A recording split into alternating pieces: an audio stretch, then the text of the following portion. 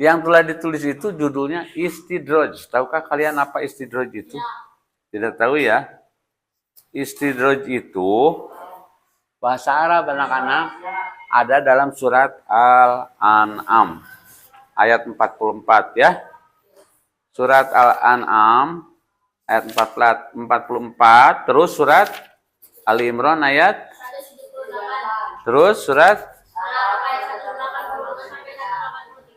nah ini sebuah hadis ya, ini hadis dari Rasulullah tapi tidak ditulis Arabnya. Soalnya kita punya waktu sangat sedikit sekali ya, kalau sama Arabnya tidak akan kesampaian waktunya. Artinya aja, sabda Rasulullah SAW yang artinya, jika kamu melihat Allah memberikan kemewahan kepada hambanya yang suka maksiat, ya, atau tidak mau melaksanakan kewajiban, maka itu disebut istidraj. Kata siapa tuh? Kata Rasulullah.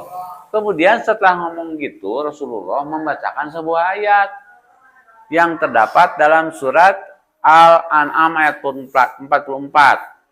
Kemudian beliau Rasulullah membaca surat Al-An'am 44 yang artinya begini, maka di saat mereka melupakan peringatan yang disampaikan, kami akan membuka pintu-pintu kesenangan untuk mereka apabila mereka sedang bersenang-senang dengan yang diberikan kepada mereka, kami siksa secara tiba-tiba, maka mereka terdiam dan berputus asa. Masih bingung?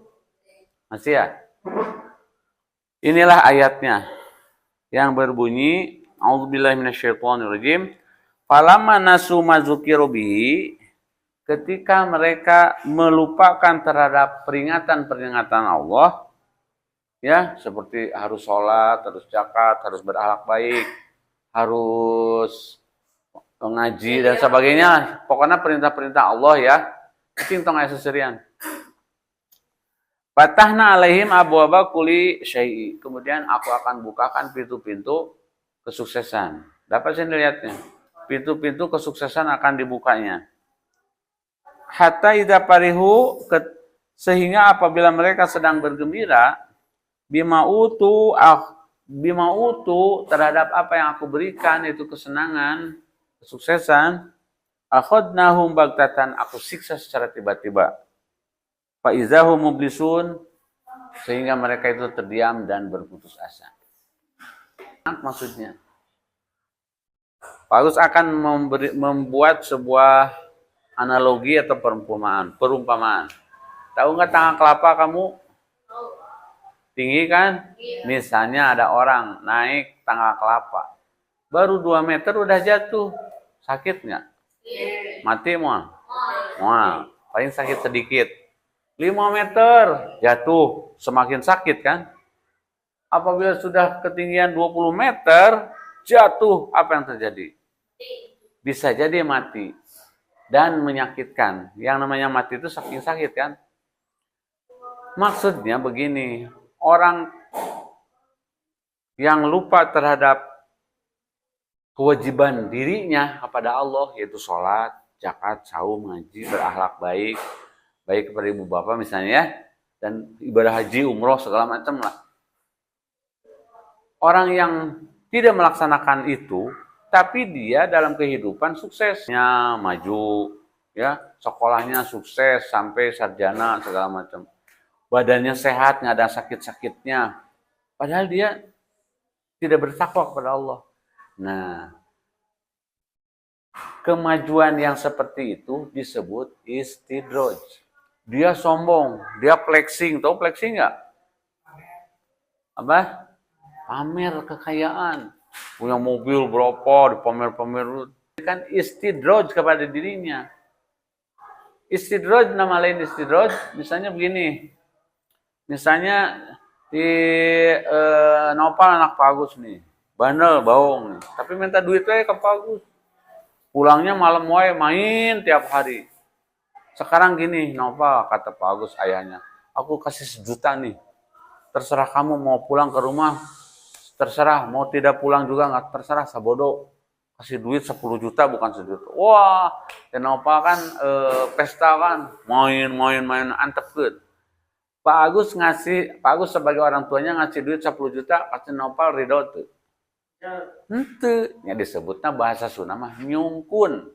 Ngasih tapi henteu ridho. Tak atuh hayang-hayang teuing malah. Sok keur maneh kabeh. Nah, orang yang ngasih seperti itu disebut istidroj. Nah, Allah itu memberikan kekayaan, uang banyak, perusahaannya maju, tapi Allah terido. Nggak ridho, antepkeun ku Allah. Dibukakan pintu-pintu kesuksesan. Nanti sebelum akhir hayatnya, sebelum dia mati, disiksa oleh Allah. Tahu kan?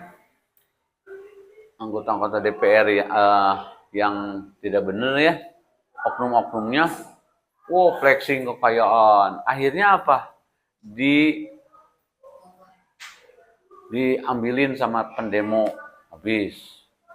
Tuh. Ada Fir'aun. Fir'aun itu orang yang paling sukses jadi raja, ya. Diantepkeun heula ku Allah teh. Diperingatan sama Nabi Musa supaya Fir'aun jangan berlebihan. Karena Fir'aun tidak percaya adanya Tuhan, karena Tuhannya dirinya sendiri itu adalah Tuhan. Semua bangsa Kipti harus menyembah sama saya, kata Fir'aun. Udah diingetin sama Nabi Musa, nggak mau, antepkeun ku Allah teh. Akhirnya endingnya Fir'aun dan orang-orang yang menyembahnya ditenggelamkan di Laut Merah. Nabi Musa dan kaum Bani Israil selamat, ya kan? Jadi orang yang diazab oleh Allah ketika di dunia, ada yang sakit, dia itu kaya, banyak uang, tapi ujung-ujungnya dia sakit, tidak bisa menikmati kekayaan itu. Atau ketika dia sedang bersenang-senang, menikmati, sedang berbahagia menikmati keberhasilannya, di saat itu tiba-tiba rumahnya kebakaran, anaknya misalnya kecelakaan, dirinya tiba-tiba sakit, jadi semua kekayaannya tidak bisa dinikmati, bisa kan? Itu azab dari Allah. Ciri-cirinya orang yang istidroj itu orang yang tidak mau mentaati perintah Allah. Ya, tidak mau melaksanakan perintah Allah, tapi hidupnya mewah, senang, itu disebut istidroj. Itu biasanya zaman sekarang contoh-contohnya banyak banget sih. Nah, maksud